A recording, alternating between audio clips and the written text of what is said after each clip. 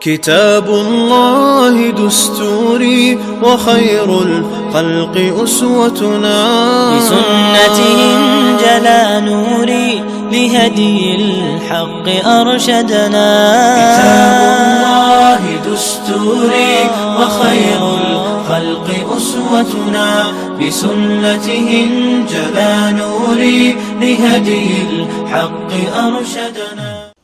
السلام علیکم ورحمۃ اللہ وبرکاتہ۔ مسئلہ یاد رکھیں کہ جب بھی کہیں سے اذان کی آواز سنائی دے تو اذان کا جواب دینا لازم اور ضروری ہے۔ احترام اور ادب بھی بتلایا گیا ہے۔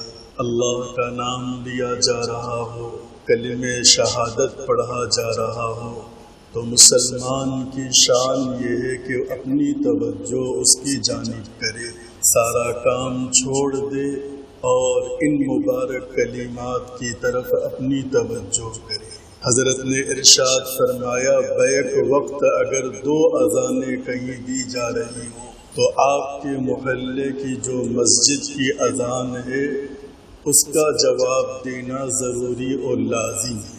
اگر ایک وقت میں 2 اذانیں کہیں دی جا رہی ہیں، اگر ایسا نہیں ہے کہیں سے بھی آواز آتی ہو اذان کی تو اس کا جواب دینا لازم اور ضروری ہے۔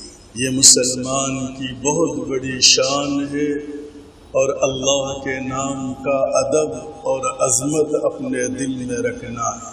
اذان اسلام کا خلاصہ اور نچوڑ ہے، اللہ کے پیغام کا خلاصہ اور نچوڑ ہے اذان۔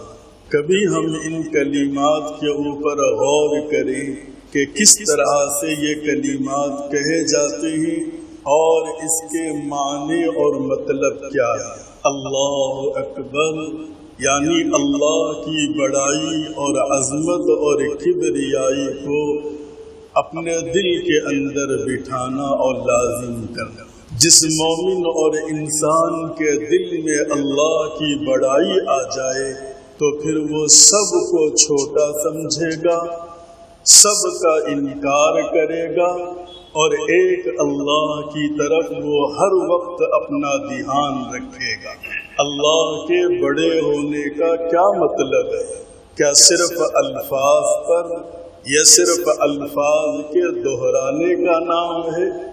نہیں بزرگوں، اللہ کے بڑے ہونے کی دل سے تصدیق کرنا، تائید کرنا اور یقین کرنا کہ میرا رب سارے جہان سے بڑا ہے، سارا جہان اس کے قبضے قدرت کے اندر ہے، وہ اپنی بادشاہت میں اکیلا ہے، تنہا ہے، اس کا کوئی ساتھی اور ساجی نہیں۔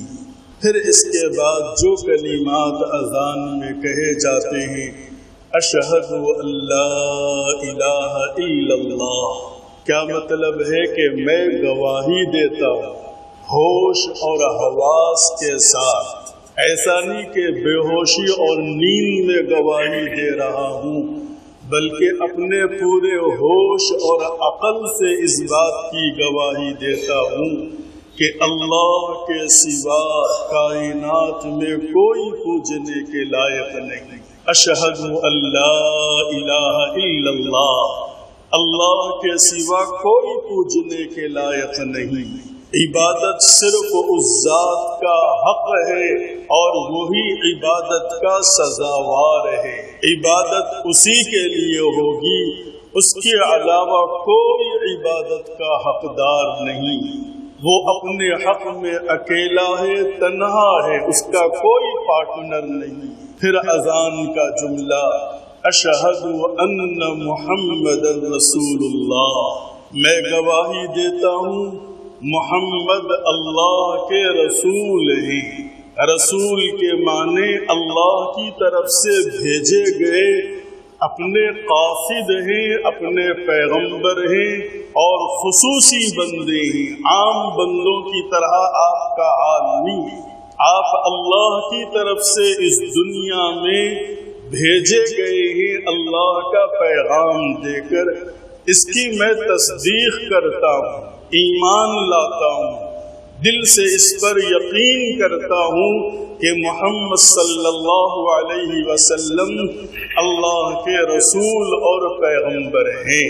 جب اللہ نے ان دونوں باتوں کی ضمانت ہم سے لے لی کہ میں اکیلا کائنات کا چلانے والا، اس کائنات میں چلانے پر میں کسی کا محتاج نہیں ہوں، مجھے کسی سے مشورے کی ضرورت نہیں ہے، یہاں تک کہ پیغمبر اور نبی بھی میری اس بادشاہت کے اندر شریک نہیں ہے، کوئی میرے پارٹنر نہیں ہے، میں اکیلا ہوں، تنہا ہوں، جو تمہاری ہر بات کو سنتا ہوں اور ہر عمل کو میں تمہارے دیکھتا ہوں، تمہارے ہر عمل کی میں خبر رکھتا ہوں۔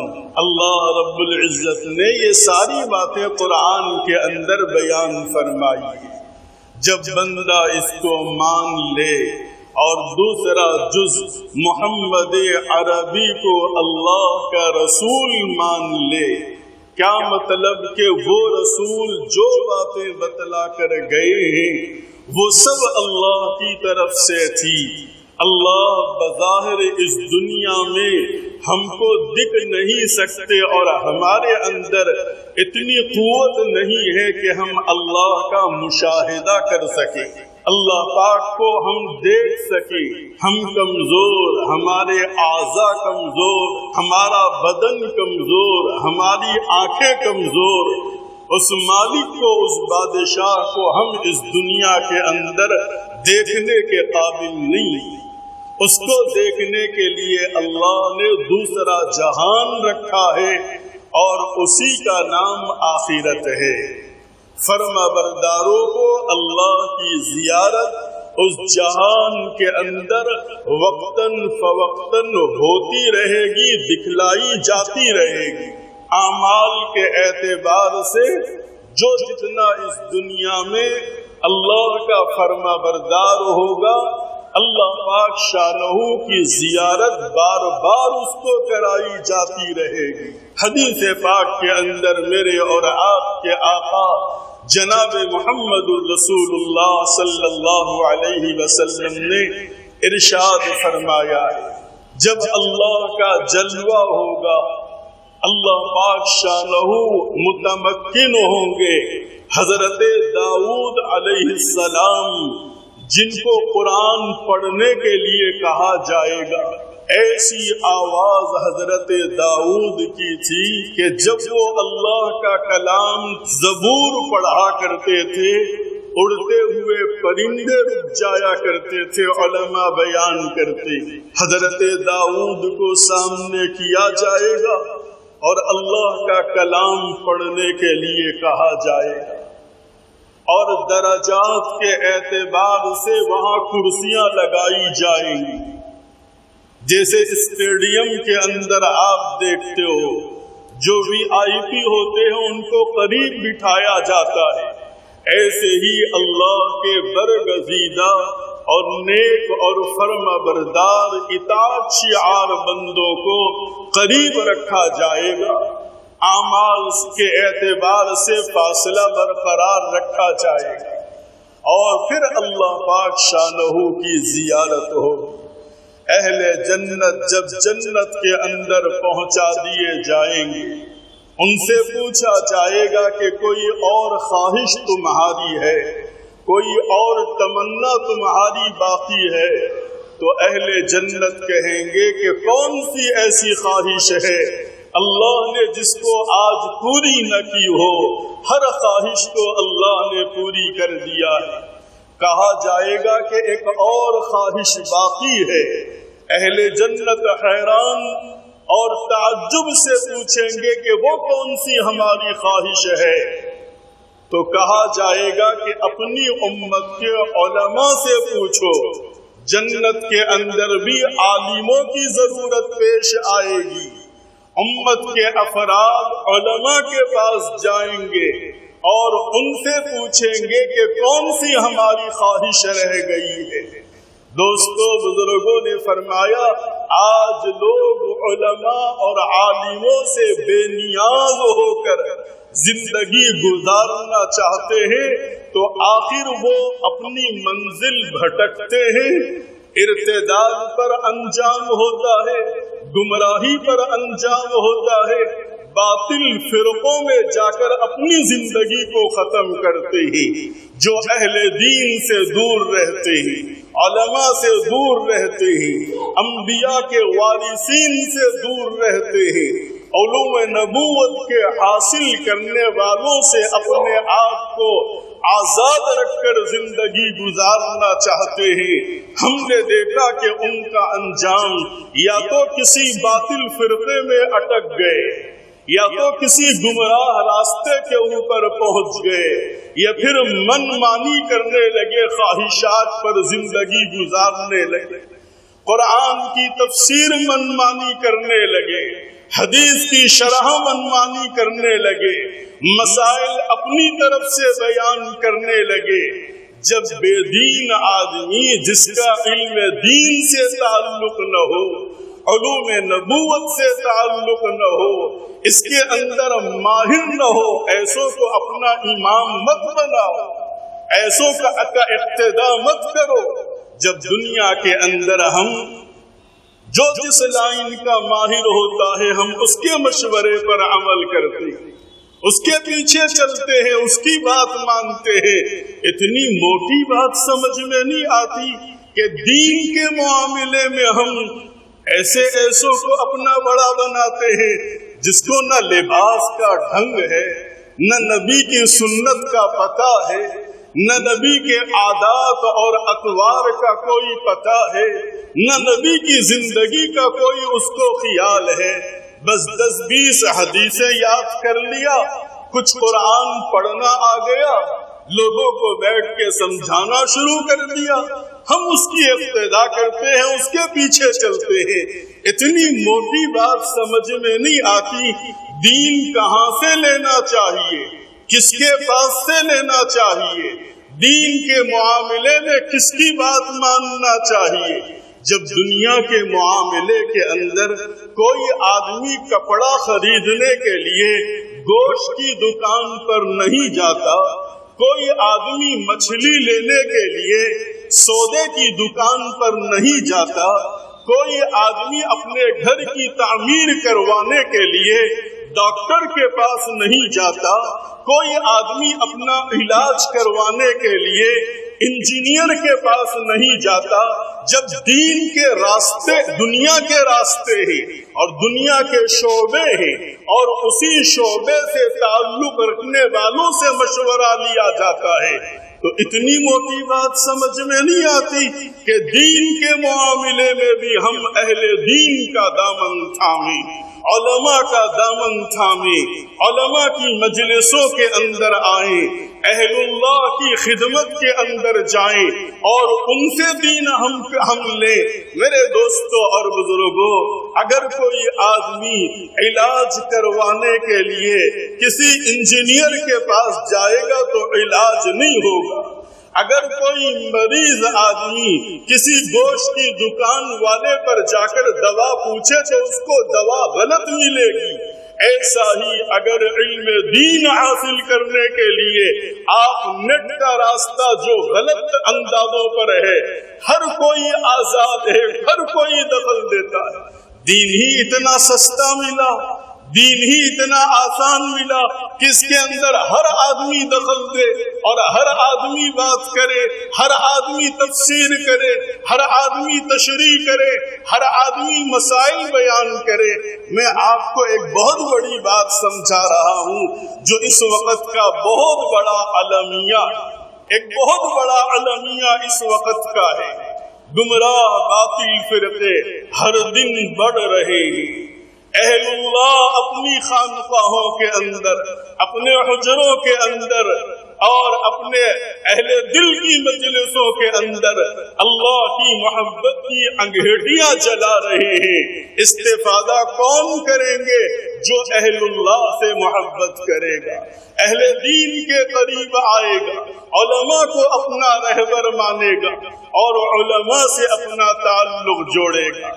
یہاں ایک بات یہ بھی کہہ دوں، اللہ نے فرمایا انما یخشی اللہ من عبادہ العلماء، انما یخشی اللہ من عبادہ العلماء۔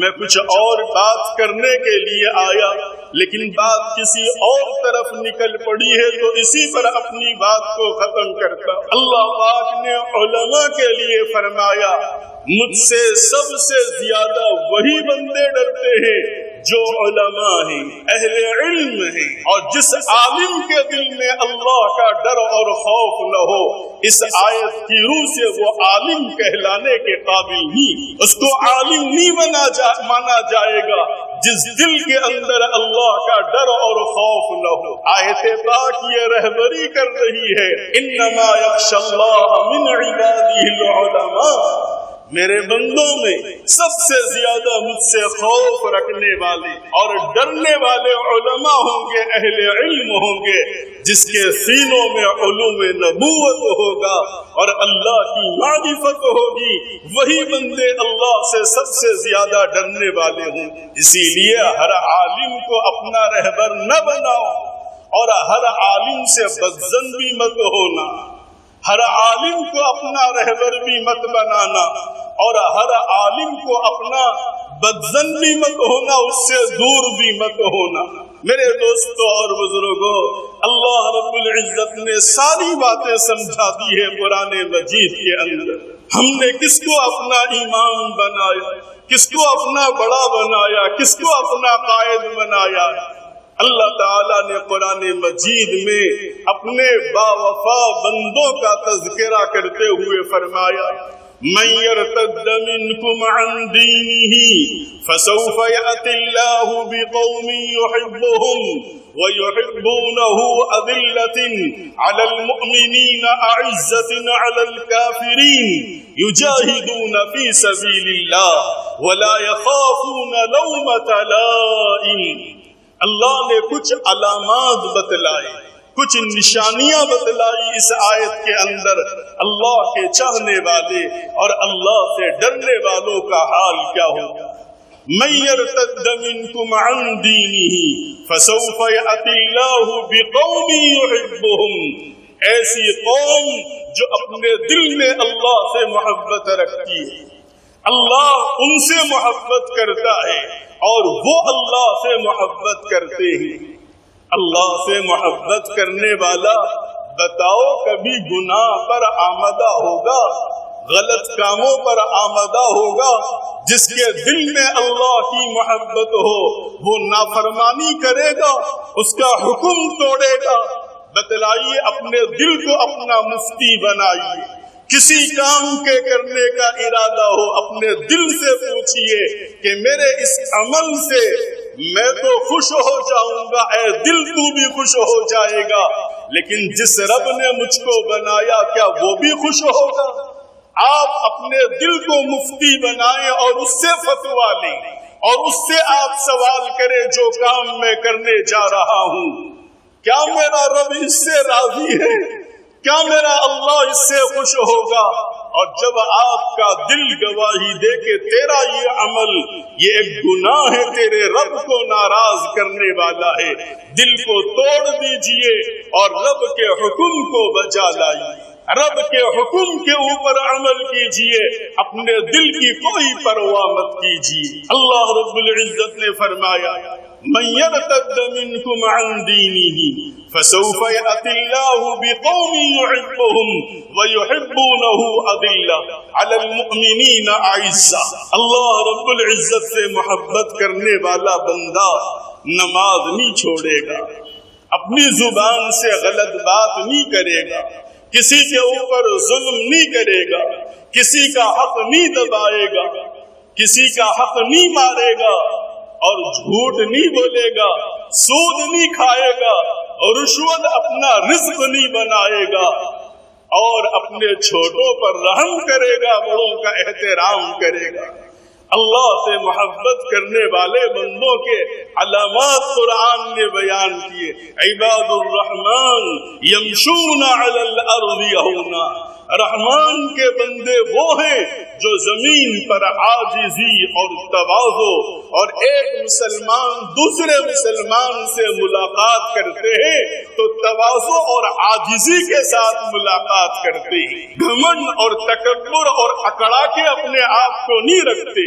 اللہ نے علامت بتلائی، عباد الرحمن یمشون علی الارض ہونا، رحمان کے بندے وہ ہیں جو میری زمین کے اوپر اپنے مونڈے جھکا کے چلتے اور ایک دوسرے سے ملتے ہیں تو تواضع کے ساتھ ملتے ہیں، عاجزی کے ساتھ ملتے ہیں، ایک دوسرے کا احترام اور ادب کرتے ہیں۔ قرآن مجید تو یہ علامت بیان کرتا ہے۔ میرے دوستو، ہم اپنے دلوں پر توجہ ڈالیں، ہماری زندگیاں کیا اس طرح گزر رہی ہیں یا وقت ہم گزارتے چلے جا رہے ہیں اور ہر دن ہم موت کے قریب ہوتے جا رہے ہیں۔ اللہ رب العزت نے فرمایا، اللہ سے محبت کرنے والے بندے اللہ پاک سے محبت کرتے ہیں، اور کوئی گناہ، کوئی نافرمانی اور کوئی غلط کام کرنے پر وہ لرز جاتے ہیں اور گھبراتے ہیں۔ قرآن مجید میں اللہ نے علامت بیان فرمائی اور اس کا ایک راستہ بھی بتلایا۔ اللہ نے فرمایا وَأَمَّا مَنْ خَافَ مَقَامَ رَبِّهِ وَنَهَى النَّفْسَ عَنِ الْهَوَىٰ، قافلے جنت کا قافلہ کون ہوگا اور کون لوگ اس قافلے کے اندر شامل ہوں گے؟ قرآن کہتا ہے وَأَمَّا من خاف، جان لو اللہ سے جو ڈرے گا اس دنیا کے اندر، من خاف مقام ربی، اس کا ٹھکانہ اور اس کے رہنے کی جنت اس کے رہنے کی جگہ ہوگی۔ علامت کیا بتلائی؟ وَنَهَى النَّفْسَ عَنِ الْهَوَىٰ، یہ مرتبہ کیسے ملے گا؟ اپنے نفس کی خواہشات کو، گناہوں کی لذتوں کو چھوڑنے پر ملے گا، نیکیوں پر زندگی گزارنے پر ملے گا یہ مقام و مرتبہ۔ جنت کسی کی جائیداد نہیں ہے، کوئی اس کا وارث نہیں ہے۔ ایسے ہی جنت نہیں ملے گی کہ ہم مسلمان ہیں، ماں کے پیٹ سے ہم نے کلمہ پڑھا ہے، ہمارے کان میں اذان دی گئی ہے، اگرچہ ساری زندگی کفر میں گزری، ساری زندگی شرک میں گزری، بے نمازی گزری اور اللہ کو ناراض کرتے ہوئے گزری، اس کے بعد بھی ہم یہ سمجھتے ہیں کہ جنت ہماری ہے اور سارے غیر جہنم میں جائیں گے۔ نہیں میرے دوستوں اور بزرگوں، اللہ نے ایک تھرمامیٹر بتا دیا، وَأَمَّا مَنْ خَافَ مَقَامَ رَبِّهِ، جو اللہ سے ڈرے گا اس کا ٹھکانہ اور مقام جنت ہوگا۔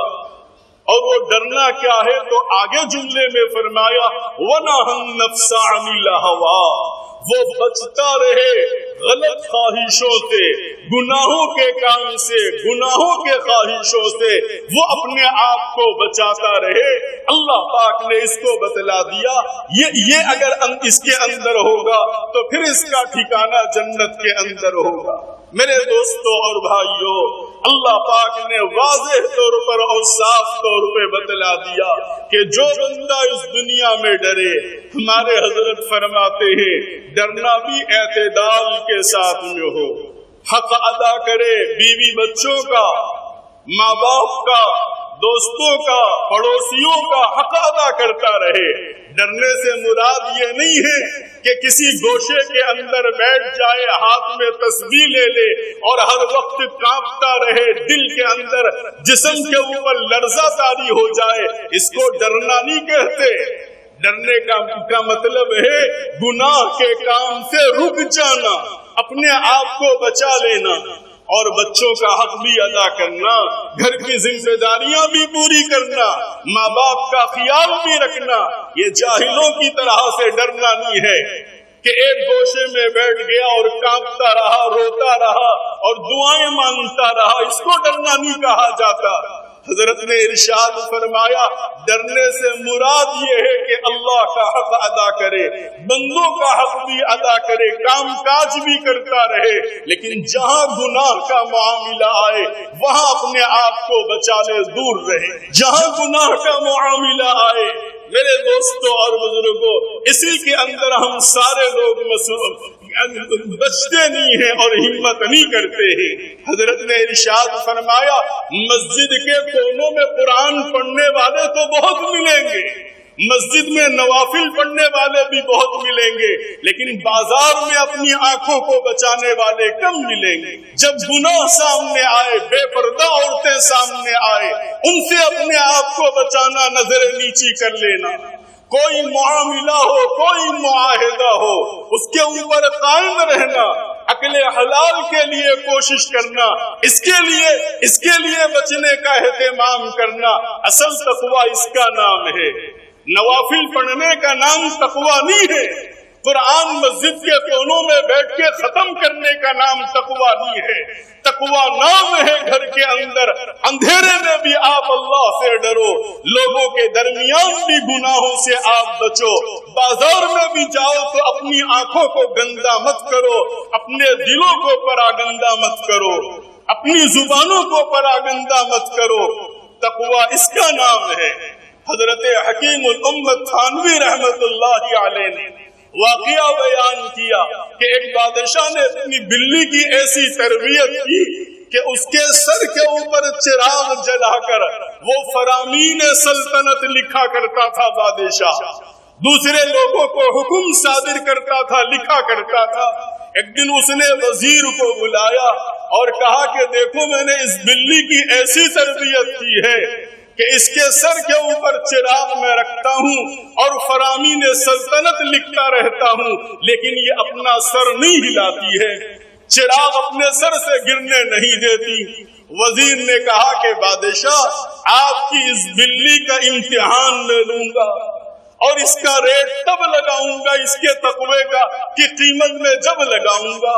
چنانچہ وزیر دوسرے دن اپنے تھیلے میں ایک چوہے کو لے کر آیا، اور جب اس نے تھوڑا سا تھیلا کھولا اور چوہے کے سر کو باہر کیا تو بلی دیکھ کر غرغر کرنے لگی۔ وزیر نے سمجھا کہ اب یہ مستی کے اندر آ رہی ہے، اور جب اچھی طرح سے اس نے غرغر کیا تو وزیر نے اپنے تھیلے سے چوہے کو نکال کے سامنے ڈال دیا، تو فوری بلی اس چراغ کو گرا کر چراغ پاش پاش ہو گیا اور چوہے کے پیچھے دوڑنے لگی۔ بادشاہ بھی ہنسنے لگا کہ میں نے کیسی تربیت کی ہے، اس کو یہ کیا ہے۔ وزیر نے کہا کہ بادشاہ امتحان تو ایسی جگہوں پر ہوتا ہے، تقوی تو ایسی جگہوں پر ہوتا ہے، آپ نے تربیت تو کی ہے، لیکن جب اس کی خواہش کی چیز سامنے آ گئی، اس کی خواہش کی چیز سامنے آ گئی تو اس نے کسی کی پرواہ نہیں کی۔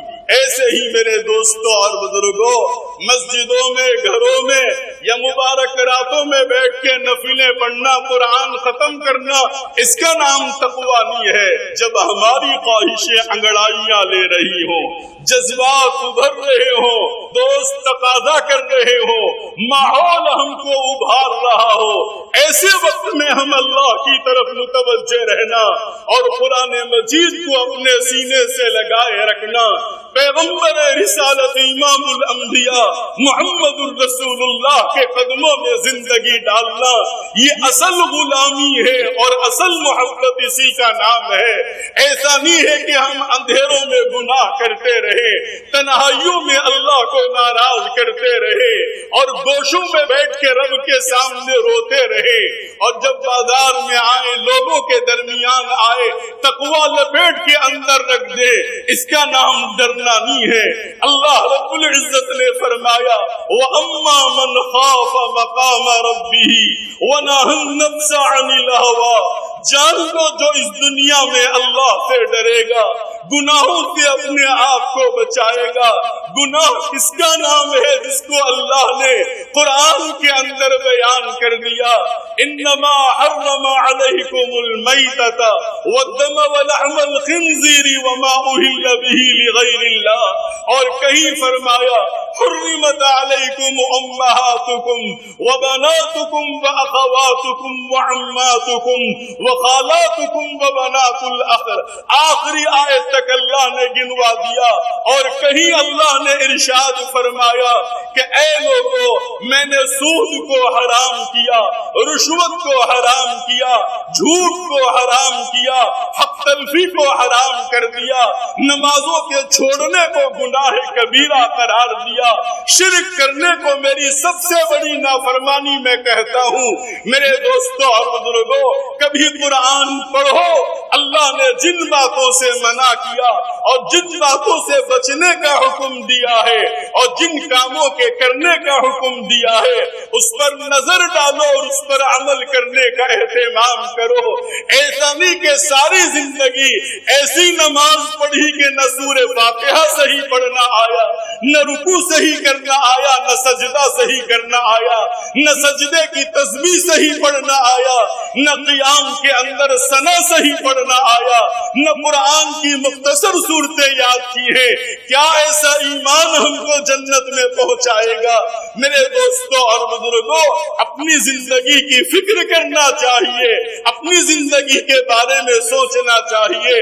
دنیا کے معاملے میں اتنے ہوشیار ہیں، ذرا سا جھول برداشت نہیں کرتے، ذرا سی خرابی برداشت نہیں کرتے۔ کوئی چیز گھر میں اگر خستہ ہو تو اس کو نکال کر اچھے سے اچھی چیز لاتے ہو اور اچھے سے اچھا اپنا گھر دیکھنا چاہتے ہو، اپنی زندگی کو، اپنے بال بچوں کو دیکھنا چاہتے ہو۔ پھر دین کے معاملے میں اتنی غریبی، اتنی فقیری اور اتنی غربت کا عالم کیوں ہے؟ فرائض ٹوٹ جائیں، حرام کا ارتکاب ہو، لوگوں کے دل ٹوٹ جائیں، آنکھ گندی ہو جائے، دل پر گندا ہو جائے، ہاتھ پیر گناہ کے اندر مبتلا ہو جائیں، سارا جسم سود کی کمائی سے پلا اور بڑا ہو، رشوت کے پیسے سے جسم کو پالا پوسا ہو۔ میرے دوستوں اور بزرگوں، آج وقت ہے رب کو منانے کا، آج وقت ہے اللہ سے معافی چاہنے کا، اپنے حالات کو درست کرنے کا اور پیغمبر اسلام محمد رسول اللہ کے قدموں میں اپنی زندگی ڈالنے کا۔ اللہ پاک شانہ بتائیے، آپ ہماری نمازوں کے محتاج ہیں، ہماری تسبیحوں کے محتاج ہیں، ہمارے قرآن پڑھنے کے محتاج ہیں۔ رب کے پاس تو بہت بڑی مخلوق ہے جو رکوع کے اندر، قیام کے اندر، سجدے کے اندر اس رب کی پاکی اور بڑائی کو بغیر کسی ایک لمحہ چھوڑے ہوئے اللہ کی بارگاہ میں مصروف ہے۔ اللہ کو ہمارے ان ٹوٹے پھوٹے اعمال کی ضرورت نہیں ہے۔